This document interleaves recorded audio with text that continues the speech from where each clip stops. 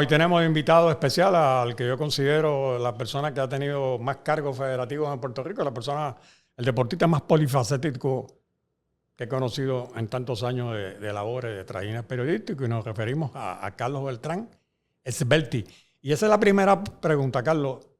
Tu apellido materno es Svelti, ¿de qué origen tiene? La mamá de mi mamá, italiana, es italiano. Entonces de ahí es que viene el Svelti, un Svelti raro porque empieza con S. Con S. Todo el que tú se lo dices lo pone con una E. Pero es Svelti con S. Con S, Svelti. Tú llegas a Puerto Rico, tú naces en República Dominicana, pero prácticamente has hecho tu vida. ¿A qué edad tú llegas a Puerto Rico? Yo llego a Puerto Rico a los 11 años. Ya había cumplido los 11 en el 1961. ¿Y se debe a que tus padres se mudan acá? Sí, no, fue una travesía interesante. Yo salí con mi papá de República Dominicana primero, y te vas a encontrar rara la fecha, un 24 de diciembre. Y salimos para Guatemala, porque los Estados Unidos no estaban dando visa a los dominicanos, estaba el asunto de Trujillo, el alboroto. Mi hermana y mi mamá se quedaron para vender la casa y todo. Y de Guatemala allí, yo estuve en Guatemala 5 o 6 meses con mi papá en lo que llegaban mi hermana y mi mamá. Y luego, cuando llegaron, pues tuvimos que dar una travesía a Toronto, como 21 días, para que de allí nos dieran una visa para entrar de turista a territorio americano, y fuimos a Los Ángeles. Y en Los Ángeles entonces se hicieron las gestiones de la residencia, y entonces luego fue que pasamos a Puerto Rico porque nos queda más cerca de República Dominicana. Nosotros estábamos fuera de la zona. Y vinieron ya con el Green Card, vinieron con la tarjeta de residente. Vinimos con la tarjeta de residente, y ese fue el proceso normal. Okay, entonces, y ahí nos establecimos en Puerto Rico. Y tengo entendido que tu escuela elemental y tu escuela primaria es en el Colegio Espíritu Santo, ¿no? Es correcto. Tanto yo como mis hermanas estudiamos en el Colegio Espíritu Santo de Floral Park. De Floral Park. Y entonces allí comienzas tú a estudiar, después decides estudiar leyes, te gradúas de abogado en la Universidad de Puerto Rico, ¿no? Yo estudié bachillerato en la Universidad de Puerto Rico, y entonces estudié por la noche en la Escuela de Derecho de la Interamericana. ¿Por qué? Porque te dedicabas ya a funciones de coach y de entrenador en el Espíritu Santo, ¿no? Bueno, tan pronto yo me gradué de 4º año de Espíritu Santo en el 1969, y entré a la universidad, pues me contrataron como coach del equipo de béisbol, porque yo jugaba béisbol con el Espíritu Santo, y el padre pues me dio un trabajito. Nunca se me olvida que me ganaba $200 mensuales. Eso era bueno. Eso era un montón. Por eso me rendía para todo. Y yo pues combinaba esa función, que es bien interesante, de coach, porque también yo tenía equipo de pequeñas ligas en Las Monjas, en Martín Peña. Yo recogía a los muchachos de Quintana, los que estaban y los que iban de Floral Park, y jugábamos en Ciudad Nueva, en La Pachín, y jugábamos en Las Monjas, en la liga que se llama Martín Peña. Inclusive, lo bien interesante, hay una persona que lo conoce todo el mundo en Puerto Rico, jugaba en esa liga, que es Edwin Mundo. Edwin Mundo jugaba... Sí, porque del mundo natural de Residencial Quintana. De Quintana. Y entonces él jugaba de la Iglesia Bautista y jugaba en la liga de Martín Peña. Y cerca de allí estaba también en lo que le llamaban el oratorio San Juan Bosco. Pero San Juan Bosco es acá en Cantera. En Cantera. Ellos no estaban en esa zona. No, pero eso era dedicado al balompié. El balompié, pero ahí dice la liga, la pequeña liga, el parque, que hoy pues lo están arreglando, quedaba al lado de las Gladiolas. De las Gladiolas. Ahí yo conocí a Tico García, y conocí porque ellos tenían su sobrino y todo que jugaban en esa liga. Sí, y en las monjas Wilfredo Gómez. Wilfredo Gómez jugó el primer año que yo fui coach allí de un equipo, la Amiga del Pueblo. Wilfredo Gómez jugaba y lo ponían en Rayfield, y Lagunita, el otro boxeador, también jugaba. Bendito, después murió Ismael Lagunita, que ganó medalla. Jugaba en los equipos de pequeñas ligas a los 12 años. Ese ganó medalla de plata aquí en los Panamericanos 79, Lagunita. Recuerdo. Que se le viró la cara, le dio un derrame cerebral, y después con el tiempo murió bien joven. También ahí estaba Bellón, José Luis Bellón era de ahí también. Son de esa zona. Toda esa gente de Las Monjas. Las Monjas ha dado muy buenos atletas. Sí, ¿no? Y muchos jockeys. Y allí, porque los que después no se despuntaban, si eran chiquitos y eso, eran jockeys. Eran jockeys. Porque practicaban inclusive con los caballos dentro del parque allí, así que... Sí, porque llevó un hipódromo, se llama el hipódromo Las Monjas. Las Monjas y Quintana, que estaban ahí, las casas que estaban juntos. ¿Y cómo después tú llegas al Colegio San Antonio? ¿En qué funciones tú llegas al Colegio San Antonio? Pues mira, lo que pasa es que yo, en Espíritu Santo, pues era... luego que me gradué de bachillerato en la universidad, de bachillerato, que voy a estudiar leyes, el padre del colegio me ofrece trabajo de maestro. Entonces, pues yo le dije, pues no hay problema. Inclusive me acuerdo que me dieron clases, yo daba clases de religión, de historia de Estados Unidos y educación física en la escuela elemental. En Espíritu Santo, mientras estudiaba leyes por la noche y coachaba los equipos mini y juvenil. ¿Y estabas casado ya? No, Miriam, el primer año que trabajé ahí no estaba casado. Miriam trabajaba en Pasto Viejo, en Humacao, en una escuela pública, y luego entonces, pues, cuando nos casamos, pues le dieron trabajo al Espíritu Santo y trabajábamos los dos. Ella daba estudios sociales, yo daba historia, entonces yo era maestro de educación física, coachaba los equipos, mientras estudiaba leyes por la noche.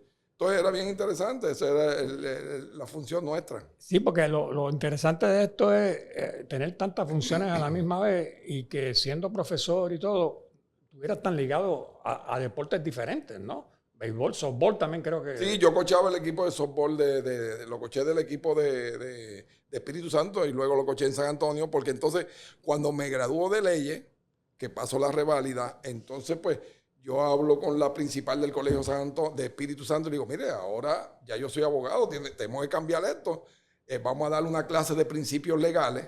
Y ella pues me asignó que crear una clase de principios legales para los estudiantes de cuarto año de escuela superior, pero era director atlético. Y como director atlético, pues entonces yo coachaba el equipo de softball. Ya había nacido Carlito y Xiomara. Xiomara nació tan pronto yo me gradué, y después ellos vinieron al colegio. Y tuve en el colegio en esa función hasta el 91. Y la combiné todo con el boxeo, que luego tú me vas a preguntar, y con la liga puertorriqueña la hice, y luego entonces que me cambio para el Colegio San Antonio. Y comienza también dirigiendo la liga de colegio cristiano, ¿no? Sí, empecé, sustituí al profesor, que paz descanse, David Sosa, fue comisionado por muchos años. Luego me escogieron a mí y tuve como 6 o 7 años dirigiendo la liga del colegio. Y eso quizás fue el laboratorio tuyo para después convertirte en presidente federativo. Sí, ese fue como el entrenamiento. Yo creo que ese fue lo que me dio base para dirigir diferentes deportes, aunque la fortaleza de la Liga de Colegio Cristiano era el voleibol. Principalmente sus torneos los fines de semana, como el torneo del Nuevo Día y eso, que causaban una expectación en el país entre la juventud. Me creó ese ambiente y ahí tuve, yo diría que dirigiendo la Liga de Colegio hasta el 91. Entonces surge luego la oportunidad de la Liga Puertorriqueña. Yo leo en el periódico que andaban buscando, que tenían 1000 líos, que si no iban a jugar, que si reperpero, que si deuda en una cooperativa por allá abajo. Y yo llamo a Mongüí Carraquillo, que es como si fuera mi segundo padre, y le digo, Mongüí, porque Mongüí estaba en la Federación de Baloncesto. De baloncesto trabajaba. ¿Qué tú sabes de la... Con Tuto Marchán trabajaba allí. ¿Qué tú sabes de la Liga Puertorriqueña? Y me dice, ¿por qué? Pues a mí me gustaría intentar allí. Entonces creo que Paquito Rodríguez, que se le habían ofrecido, él habló con Paquito y dijo, pues no, pues vamos, que Carlos sea el que vamos a recomendarlo, a ver. Pero antes se me olvidó decirte que mientras yo estudiaba leyes, yo tenía un trabajito en la Federación de Béisbol, yo era el estadístico.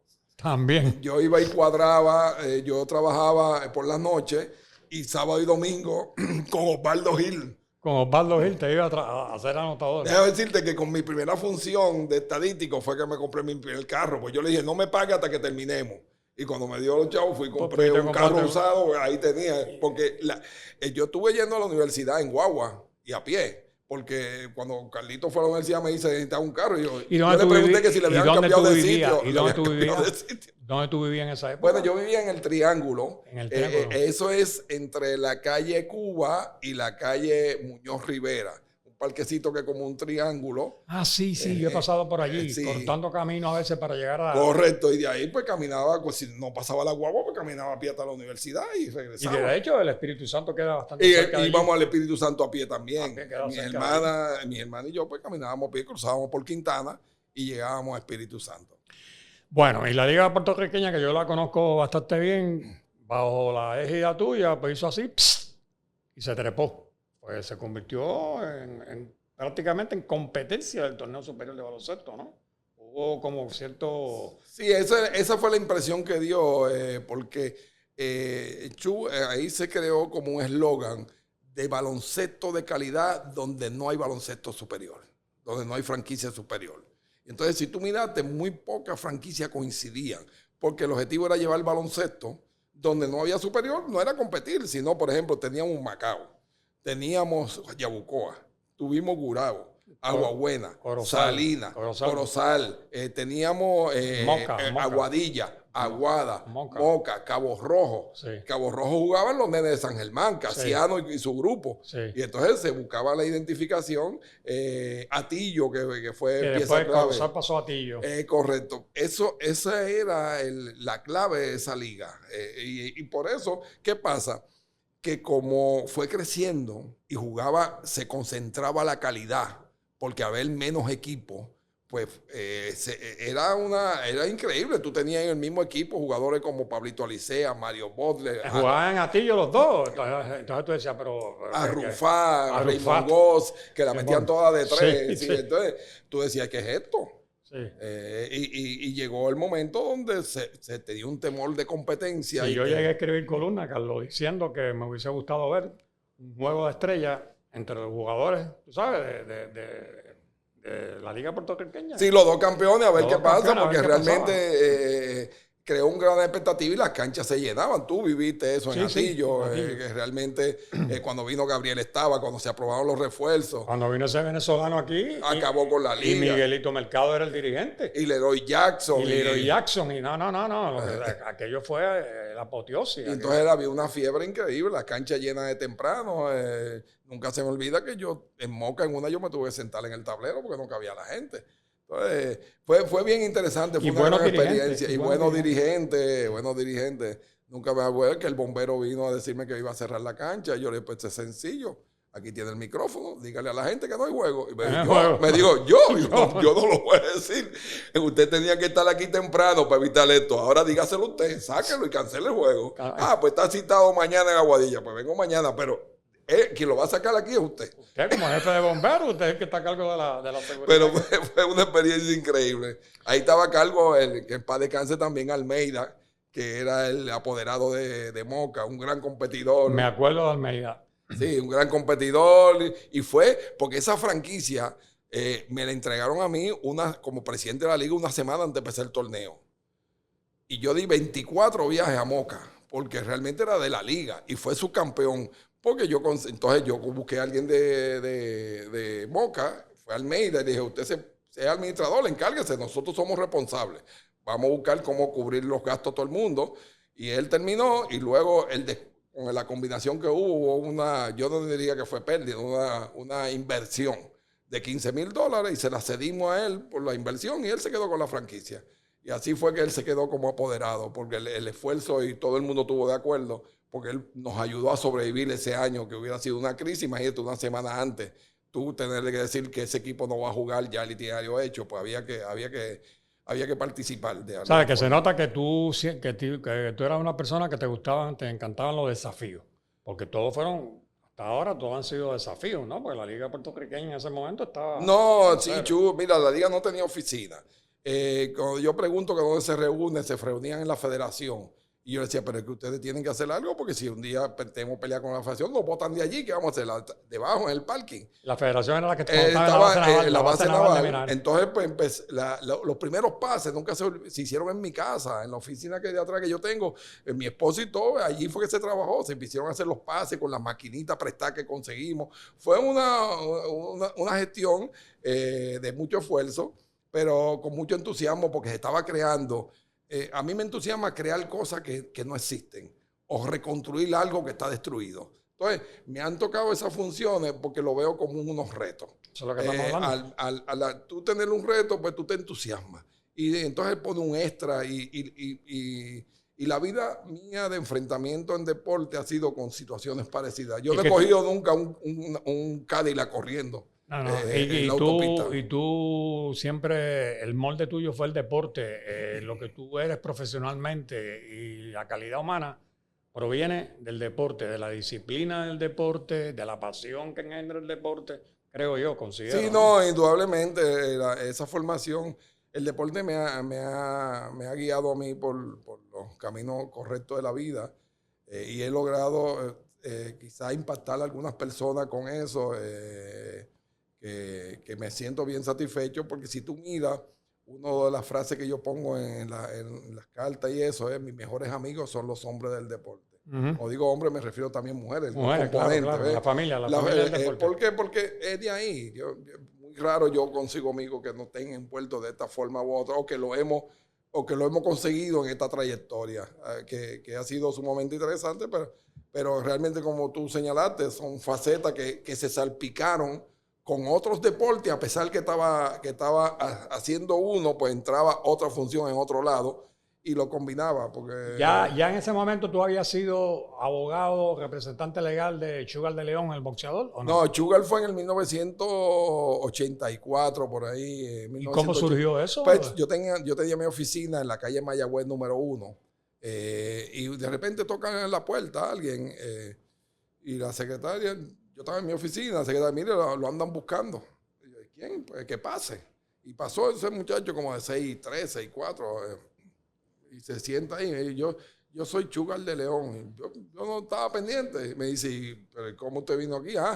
Es que pregunté a unos jueces quién me recomendaba que bregara con deporte, y me dijeron que viniera donde usted, que usted podía ayudarme. Y yo: bueno, pues vamos a ver, ¿cuál es tu problema? Entonces me trajo una serie de problemas legales que tenía. Y yo le dije, y él venía de perder el título. Gordon lo había noqueado. Me dijo: perdí el título, yo fui campeón mundial. Gordon. Entonces yo le dije: pues vamos a hacer algo, vamos a resolver tus problemas primero que tiene, y luego bregamos con el boxeo, y esto es sin compromiso. ¿Quién lo tenía? ¿Yamil Chad en ese momento? No, nadie. Él estaba con Don King, un contrato de promotor de Don King, es lo que tenía yo. Vamos a ayudarte. Y luego, entonces, si tú decides seguir conmigo, tú sigues, pero vamos a cumplir con eso. Lo ayudamos, resolvimos los legales, lo estaban buscando por tal cosa, todo eso se cuadró. Entonces, cuando ya se había resuelto el panorama legal, me acuerdo que una de las cosas fue que fui a un tribunal de Trujillo Alto con él, que quedó en un segundo piso, un correo, nunca se me olvida, yo nunca había ido allí y fui con él. Entonces, luego entonces le digo: pues ahora vamos a entender lo del boxeo, y resulta que entra una llamada de Don King ofreciéndole la revancha contra Gordon. Él no la quería coger. Y yo le dije: mira, ese individuo no te gana a ti nunca. Pues yo vi la pelea, tú hiciste lo que no tenía que hacer, coge la revancha, vamos a concentrarnos en esto y te dedicas a esto, te vas a Cleveland, que es donde Don King tenía acuartelado a los boxeadores, te vas un mes antes, te vas para allá y te vas con tu entrenador, que nunca se olvida, Douglas Balián. Era el nuevo entrenador. Douglas Balián, el cubano. Entonces, vete allá y vamos a aceptar lo que te va a ofrecer, porque ahora mismo tú no eres nadie. Y entonces... da la casualidad que se aceptó la pelea. Fui a Las Vegas. Ahí fue que conocí a Eric Rodríguez, que estaba cubriendo la pelea, porque Wilfredo Benítez peleaba contra Hancho el día antes. Mustafa Hancho, que ese fue el día que Wilfredo se arrinconó en una esquina. Y no tiró golpe. No tiró en toda la pelea. Ya estaba ya con la... 12 asaltos sin tirar. Sin tirar. Ya estaba... Bajo un sol radiante allí de 100 y pico grados, que me dio un dolor de cabeza. Obviamente, quizá el dolor de cabeza que yo tenía era que si perdía Sugar, yo era que había propiciado todo eso y tenía la presión de la situación, pero Sugar le dio una pela, le ganó los 12 asaltos, volvió al campeonato, y entonces, luego de él que regresa, él decide que me quiere contratar como asesor, firmamos un contrato. Como asesor, ya entonces era formal, y entonces es que él trae a Yamil Chade, porque Yamil Chade estuvo con él al principio, y lo trae al escenario. Y ahí conocí a Yamil, lo trajo al escenario y Yamil fue que consiguió la pelea con Anthony Davis, con Camel, una pelea con Camel. Con Marvin Camel. Sí, que fue en San José, California, y así sucesivamente. Yo me desligué de él porque en un momento dado, él, desde el punto de vista, pues le estaba haciendo más caso a Yamil que a ti. Que a mí. Yo le dije, mira, yo no vivo de esto. Tiene un contrato conmigo de 4 años. Realmente, mira, lo voy a dejar sin efecto. Que me lo hubiera tenido que pagarle el por ciento que decía. Claro. Y lo escribí, el original, y se lo di al papá que vino y yo... murió hace 2 o 3 años. Pero siempre después guardamos gran amistad, no, porque realmente era sin sentimiento, porque cada cual pues coge el camino que entienda. Yo no estaba de acuerdo con la pelea de Holyfield. Yo le dije a él, mira, yo creo que tú tienes habilidad para buscarte una pelea por un título completo que te den 2 o 3 millones y te puedas retirar. Porque vamos a tratar de mantener eso, pero con Holyfield no te metas, porque Holyfield en aquella época era imposible. Imposible de ganar. Y después cuando estuvo 10 años más era imposible, ¿entiendes? Bueno, en ese peso crucero era... 2 veces a Tyson, le ganó 2 veces a Tyson. No, en ese peso crucero era muy difícil. No. Entonces, ahí tú eres un gran boxeador, tú un tipo como Plicon Thomas te pone a pelear y lo vuelve loco y por lo menos le dura un montón y quizás lo puede sorprender. Porque Sugar sabía, para el peso, se sabía moverle y tenía buena defensa. Pero fue una gran experiencia. Y valiente, él era valiente. Sí, valiente y un muchacho muy noble, una buena persona. Y después hacemos un paréntesis en lo tuyo de la Liga Puertorriqueña. Entonces, ¡pap! Viene entonces la Federación de Voleibol. Sí, porque cuando yo ya en la Liga Puertorriqueña tuve 5 años, yo entendí que ya lo que yo iba a hacer... Ya te había realizado. Sí, ya realmente era mantenerla. Es como una chiringa. Cuando tú la vuelas y está arriba, es cuestión de mantenerla. El que venga lo que tiene que coger la soga y mantenerla. Entonces ahí me sustituyó Marcelo Trujillo. Entonces ya yo estaba por dejar la situación para efectos sin buscar más nada.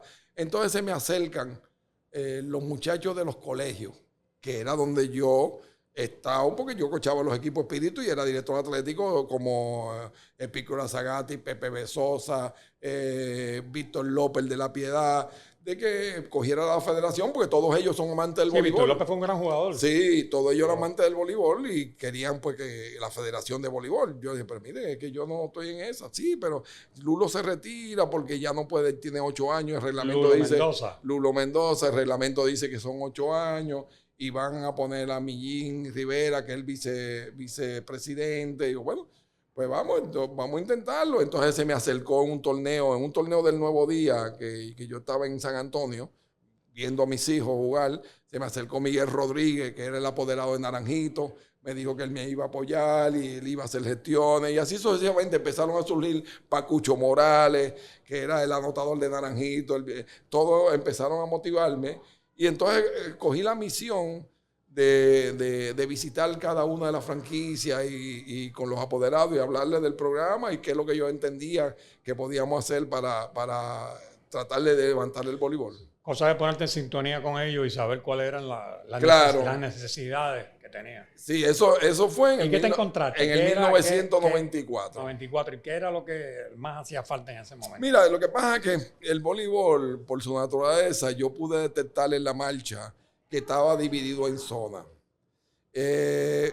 Tan así que la montaña era un nombre, pero ¿por qué la montaña? Si esto es del país completo. Entonces, cuando juntaba a los árbitros, uno decía, yo soy del norte y tú eres del sur, pero esto no es la guerra civil de Estados Unidos, del norte y del sur. Sí. Aquí todo el mundo tenemos que trabajar juntos.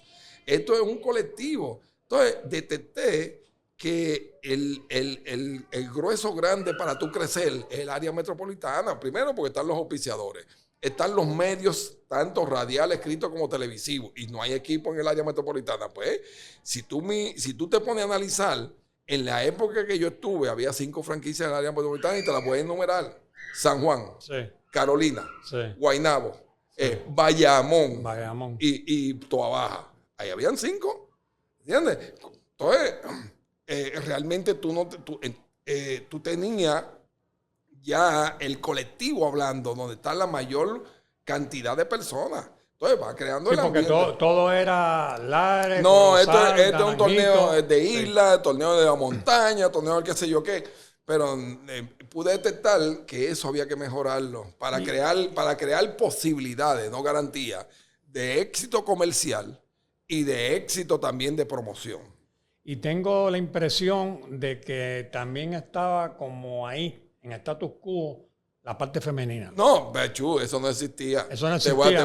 Mira, te voy a decir algo que sí, cuando me traspasaron los documentos de las ligas, me dijeron, aquí está el masculino y aquí está lo de femenino. Eso no le presté atención, que eso no genera nada.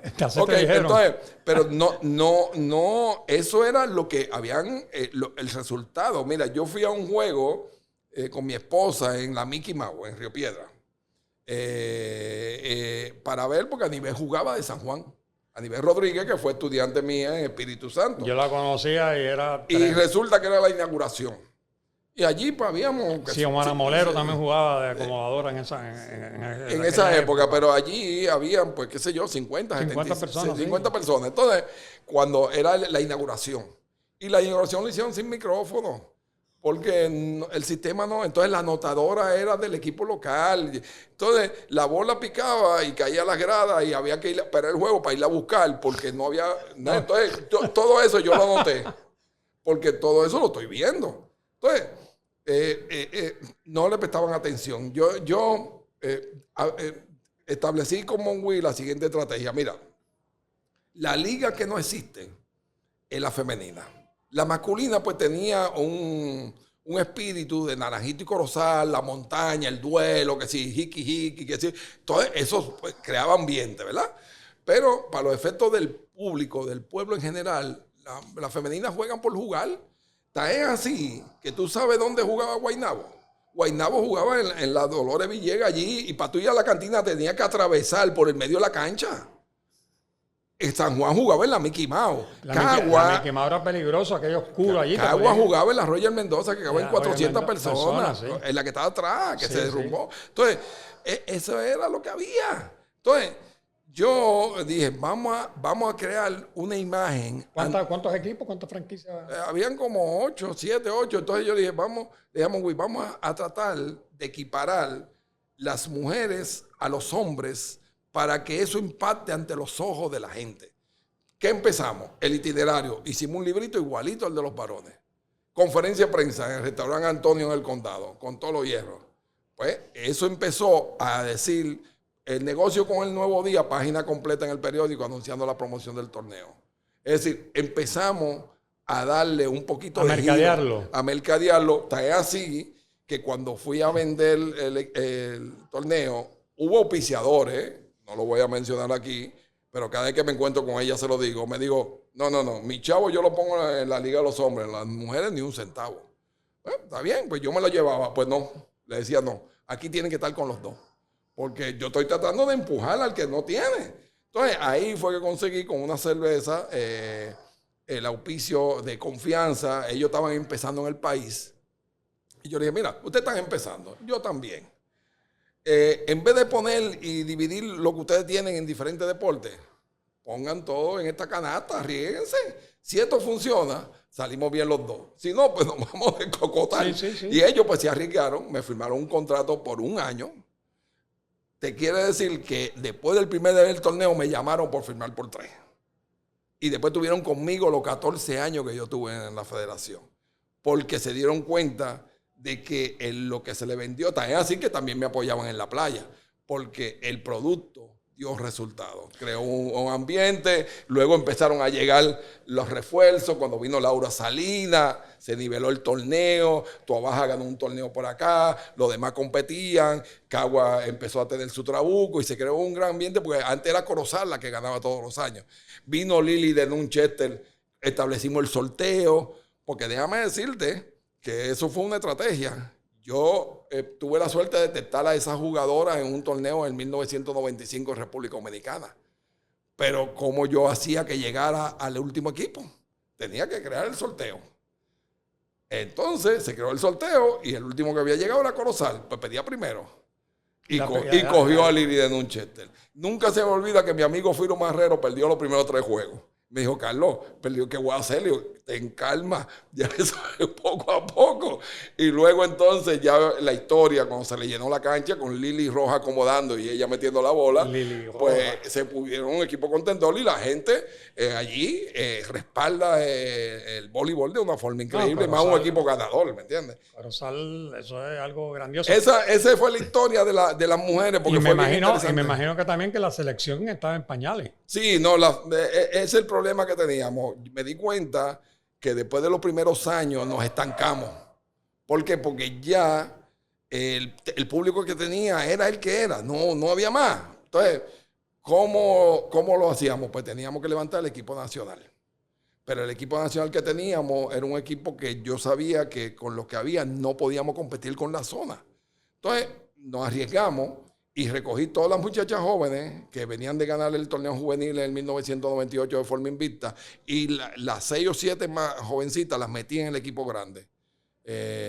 Con excepción de Auri, que ya había debutado en el 97 en el equipo grande, pero todas, cuando te digo todas, Karina, Alessandro Kendo, Tatiana, Vilmari Mojica, Auri. Todas las que después fueron estrellas. Sí, todas las junté y me arriesgué a coger pela. En el 99 fuimos a un torneo en México, cogimos pela. En el 2000 fuimos mejorando menos pela. Y en el 2001 clasificamos para el Mundial de Alemania. Entonces ya cambió la cosa, porque allí le ganamos a Dominicana en 3 sets y pasamos a la segunda ronda. Ya entonces se creó en el país unos fanáticos del voleibol adicional porque eran del equipo nacional. Y eso aumentaron la asistencia al extremo de que la liga femenina metía más de 200,000 fanáticos en su torneo. Y fue porque se creó un ambiente colectivo de buscar para los lados y el equipo nacional, porque la gente se convierte en fanático del deporte por el equipo nacional. Sí. Aunque no conozca la jugada. Y eso a la larga, entonces, cuando vienen a jugar en Puerto Rico, pues van a verla. Y eso fue una estrategia para crear eso que existe hoy en día. Y con el deshojar del almanaque, entonces, entras al mundo olímpico, entras entonces al Comité Olímpico, ¿no? Entras como que tú entraste primero como secretario. No, resulta que en el 2008 se me acerca David Berniel y me dice que él tiene interés de correr para presidente del Comité Olímpico, que si yo lo apoyo, pues David y yo teníamos una amistad que no tenía que ver con esa situación. Venía de cuando él era secretario de Juventud y luego en el DRD. Y yo dije, pues no hay problema. Entonces, sin hablar de posición para mí, era apoyarlo a él, porque si él no salía, pues no salía nadie. No había más nada. Entonces ahí después fuimos donde yo lo acompañé para hablar con Roldán, que era el de la Federación de Béisbol, y poco a poco se fueron sumando gente, pero fue... Él le ganó a Cardona, ¿no? Cardona, pero bien cerrado, porque obviamente Cardona, una persona que lleva muchos años ahí, tenía su gente, y tenía un don de buena persona, y tenía gente bien leales que para convencerlo de un nuevo grupo, pues no era fácil. Tan es así que David prevaleció en el interés público, pues tenía que salir por el interés público, porque tanto Roldán como yo, pues estábamos acá, porque éramos presidentes de federaciones, pero él tenía que salir del interés público igual que Cardona, y salió por un voto. Es decir, que si perdía ahí, se acabó. Entonces, luego, ya al salir, todos los demás que eran candidatos para demás posiciones se retiraron, y ahí vino la plancha de David, y ahí fue que salí yo como secretario general. Hasta el presente. Hasta el presente, eso fue en el 2008. Hasta el presente. Entonces, a la misma vez, estás ligado a Norseca. Bueno, en Norseca, cuando yo estuve de presidente de la Federación de Voleibol, fui escogido como vicepresidente. También dirigí la comisión de playa y la comisión de mercadeo. También yo pertenecí a la junta de directivos de la Federación Internacional, porque hay 5 representantes cada continente que representan al continente en la Federación Internacional, en el board de la Federación Internacional, y ahí estuve durante el tiempo que estuve.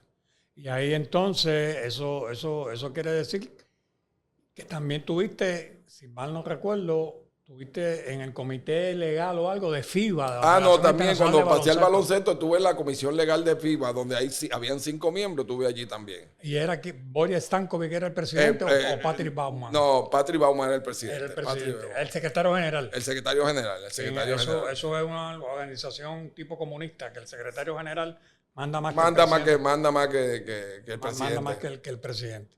En otras palabras, tú has estado esto es como si fuese un rompecabezas, pero un rompecabezas resuelto siempre con éxito. Una cosa sumamente difícil, y has tenido obviamente el apoyo de tu familia, porque Chu, déjame decirte que la gran responsable del relativo éxito que yo he tenido en todo es mi esposa y mis hijos. Porque Miriam me acompaña, ella es la copiloto en la mayoría de las cosas, y si no es copiloto, te busca a ti, o busca a Eri, o busca a alguien, a Buñín, al que sea, pero solo no va a los sitios. Es decir, es una realidad de que yo tengo ese apoyo, los viajes, cuando estuve en el boxeo, los viajes, luego en el Comité Olímpico, en las federaciones con el equipo. Yo quiero que tú sepas que una vez yo tuve 45 días en Japón. Y te explico, yo llevé los 2 equipos a Japón en el 2006 al Mundial, Mundial del 2006. Da la casualidad que los 2 equipos pasaron a segunda ronda. Entonces, primero eran las nenas y luego con los varones que dieron ronda hasta los últimos 12. Entonces, tuve 45 días en Japón. Te podrás imaginar lo difícil que es, una persona que es hogareña, estando tanto tiempo. Aparte de que en eso era maestro en el Colegio Espíritu Santo, y todas las asignaciones tenía que dejárselas preparadas a los estudiantes, porque si no, ¿de qué manera? Y contrataba a alguien para que me sustituyera, porque los estudiantes no se quedaban sin las clases. Si tú, a través de toda esa historia, hubo quizás cosas que tú hiciste que después con el tiempo no hubieses hecho, en otras palabras, cosas que tú crees que a lo mejor pifiaste un poco o lo hubieses hecho diferente ahora en el presente. Bueno, mira, quizás lo que pasa es que cuando la gente pues, me dice que no me debía ir al voleibol, lo que pasa es que 14 años también es mucho, ¿tú entiendes? Es cíclico, es una cosa. Sí, la gente tiene que entender que llega el momento donde tú tienes que dar paso, porque a veces te convierte uno como un robot. Yo a veces controlaba cosas hasta por teléfono, y eso es malo, porque ya tú lo haces automático. Porque tiene todo seteado, pero a veces hace falta dar paso. Quizá a dar paso las personas que vienen pues quizás no siguen la línea o la cambian, y eso pasa en los gobiernos. Pero son situaciones que a veces yo la analizo donde me debía haber quedado, no me debía haber ido. En la época que yo dejé la oficina para convertir en un ejecutivo del deporte, pues yo tenía muchos casos, porque realmente yo trabajé en servicios legales.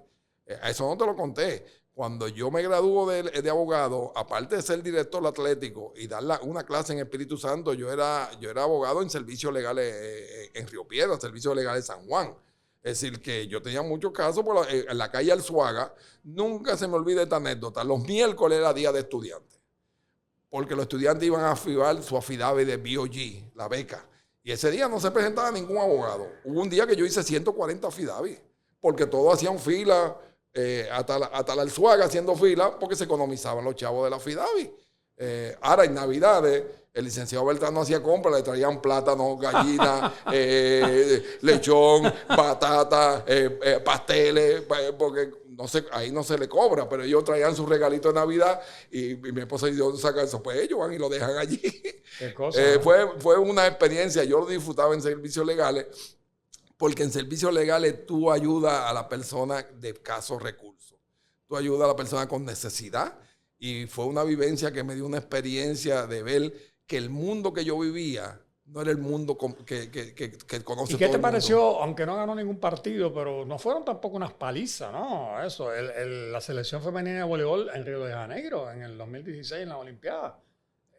No ganaron, porque perdieron todo. Pero el grupo que estaba, Chu, era de esperarse. Ya estaba en un grupo sumamente fuerte. Sí, nosotros, estaba Estados Unidos, China. Sí, nos tocó un grupo muy fuerte. Y yo estaba consciente de que difícilmente partidos no iban a ganar. Pero tuvieron 25-22. Sí, tuvieron su momento, porque es que ese ya es otro nivel, ¿entiendes? Entonces el grupo que le toca no le dio espacio para tú manipular, porque todo depende también de los cruces y los grupos, y a veces la gente no lo entiende, entonces te va en la primera ronda, cuando eso en lucha, en judo, pero es que te tocó quizá el más fuerte, entonces hay otros más débiles que tú que avanzan, pero el hecho de que hayan clasificado para la Olimpiada y jugadoras historia, que han hecho historia en Puerto Rico, que son muchas, como Auri, Karina, Débora y otras, Vilmari Mojica, de haber tenido la experiencia de desfilar en unos Juegos Olímpicos, por lo menos su resumen deportivo está completo. Es decir, que realmente fue muy grata la experiencia yo trabajar con ella. Y tú fuiste testigo entonces del oro de Mónica Puig, ¿no? Tú estabas presente. No, el oro de Mónica Puig no perdimos ni un solo partido. Y lo grande del caso es que el día que va a jugar su primer juego, Miriam y yo y el grupo entramos por casualidad al estadio principal. Y Miriam inocentemente le dice a todo el mundo, aquí donde Mónica Puig va a ganar la medalla de oro. ¿De verdad? Y todo el mundo empezó a reírse, a mirarla. Y allí fue donde nos sentamos a ver la final. Ahora, tú sabes que también ahí hubo una cuestión, vamos a poner un angelito, ¿no? Porque Serena Williams se lesiona. Y ella le hubiese tocado jugar contra Serena Williams. Lo que pasa es que Serena Williams se lesiona y sale. Además de que siempre se ha dicho, lo dice el propio Federer y mucha gente, que estos jugadores profesionales, quizás Rafael Nadal es más nacionalista, pero los tenistas, los mejores tenistas del mundo, cuando van a Olimpiadas, no dan el máximo. Mónica Puig jugó su mejor torneo en toda su historia en el sitio indicado. Estaba en su top, eso estaba para ella. No había manera, solamente perdió un set. Y le tocó jugar con jugadoras que estaban sembradas entre las primeras 5 y 6 del mundo. A la española. Y convincentemente ganó. Es decir, realmente no había quien se la ganara. Ella estaba en su mejor momento, tuve esa experiencia de ver la primera y única medalla de oro hasta el momento en la historia de los olimpismos de Puerto Rico. No, y es muy significativo que ella solamente vivió 2 o 3 años en Puerto Rico, porque su familia se trasladó a la Florida, ¿no? Que es muy bonito de su parte, ella ser boricua, ¿no? Porque ella lo manifiesta de forma más espontánea. Con el caso que hubo con Gigi Fernández, que siempre estaba en la lucha, que Gigi quiso representar a Estados Unidos. Tú sabes que... Y da la casualidad que cuando tú vas subiendo la escalera del estadio allá en Río Janeiro, había una foto de Gigi Fernández con la dominicana cuando ganaron la medalla de oro en doble. Estaba en la escalera esa foto. Sí, porque el problema también, no es que uno quiera defender o no quiera defender a Gigi, pero Gigi que era la mejor doblista en el mundo, porque ella ganó medallas olímpicas, ganó Grand Slam, con diferentes compañeras. Quiere decir que ella era la que producía, ella era el factor determinante para el triunfo. Entonces, ella lo que quería era ganar una medalla de oro olímpica. Y entonces, ¿qué iba a hacer? Pues, estuvo con la dominicana y entonces la ganó, ¿no? Y que de hecho, la dominicana también era tan buena que porque ella vivía en Estados Unidos, ella podía haber hecho otra cosa, ¿no?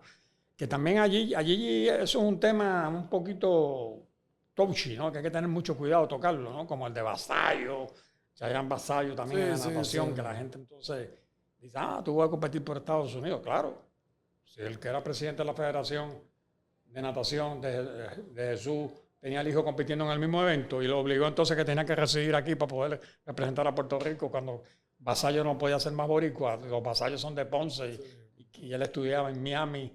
Y en la Universidad de Miami está en Misión Viejo en California entrenando, ¿no? Con el mejor entrenador del mundo, con el norteamericano aquel. Tú sabes que son situaciones bien raras. Y ya para terminar, Carlos, ¿qué te queda por hacer en el deporte? Bueno, realmente yo creo que... ¿Piensas retirarte o no piensas retirarte? No, es muy difícil. Yo realmente yo tengo que estar haciendo cosas. Yo no puedo estar sin hacer nada. A veces todas esas cosas que tú ves nuevas, yo me las invento para yo mismo provocarme trabajo porque no es parte del salario. Por ejemplo, cuando estuve en el BCN me inventé una copa en el medio del torneo, pero eso fue invento mío. Nunca se me olvida que le puse la copa a Seno Gandía y jugaron en Manatí. Puse a todos los equipos para el torneo una semana y jugaron allí. El premio era 25,000 pesos. Pero esos son inventos míos. A veces buscándome más trabajo, pero es para motivarme. A mí, realmente a mí me gusta hacer cosas y crearlas. Y por eso ahora con San Juan, con el voleibol, con la sanjuanera, estoy entusiasmado porque voy a crear algo que no existe, que está vacío. Y entonces eso me crea... Otro detalle importante tuyo también en el caso de la Federación de Baloncesto fue que tú nunca, con la selección masculina en particular, tú nunca tuviste miedo en contratar entrenadores extranjeros. Tú trajiste a Paco Olmo, que era español, Sí. trajiste al americano, a Ripitino. Ripitino. O sea, que No, porque en la ti, vida tú tienes que tomar decisiones, buenas o malas. Tú tienes que arriesgarte. Tú traes a Cardona en el voleibol. trajiste a Cardona. Y dio sus resultados porque fue el que llevó ese equipo masculino. Que el equipo masculino se había quedado un poco atrás de la fémina en asuntos mundiales y lo clasificó. Y Cardona es argentino, ¿no? argentino, realmente da, y obviamente da resultados. Yo creía mucho en las muchachas del baloncesto. Fíjate que cuando yo estuve allí ganaron la medalla de oro en Guadalajara, en los Juegos Panamericanos, que es el primer equipo femenino de conjunto en la historia del olimpismo puertorriqueño que gana una medalla de oro en unos Juegos Panamericanos. Son cosas que tú tomas decisiones. Tú pusiste la semilla. Algunas salen y otras no. Pero es parte de... No, y tú pusiste la semilla. Ahora clasificaron para la Olimpiada. Tú sabes, pero... No, y yo, obviamente, fui yo que traje a Jerry Batista a dirigir el equipo. Sí. Y ahí está Jerry, Jerry. cosechando triunfos. Nunca, no había tenido la oportunidad de dirigir. Y son pues, decisiones que, vuelvo y te digo, a veces no salen y a veces salen, pero tú tienes que decidir. Y decidir en base a situaciones que tú crees que tienen posibilidad. Sí, que ahí no puede haber un nacionalismo de esto, ultranacionalismo. No, que tiene que ser puertorriqueño, tiene que ser esto. No, tiene que ser el que tú creas que sea el más adecuado. En el momento indicado para mejorar el colectivo. Es decir, yo pues, si tú me preguntas a mí, yo siempre tenía, si tú recuerdas, aquel equipo nacional de voleibol femenino que falleció en el accidente aéreo. A mí eso yo lo tenía en el alma de que realmente, como yo nací en República Dominicana y en ese avión falleció el equipo, lo mío era devolverle al equipo nacional de Puerto Rico las que habían perdido de alguna forma con mi aportación, mi esfuerzo, quizás mi liderato, reunirla y lograr encauzarla. Y obviamente el destino me dio el resultado de que las muchachas pues crearon un standing y crear que las féminas se junten con los varones en la misma tensión del país, el mismo standing, la misma credibilidad, las mismas oportunidades de mejoramiento. Pues 1.000.000 de gracias, Carlos. Esto yo creo que ha sido una conversación bien genuina, bien satisfactoria para mí. Yo espero que también haya sido para ti. Sí, no, lo he disfrutado grandemente. Bueno, a tu orden siempre. Gracias a ti.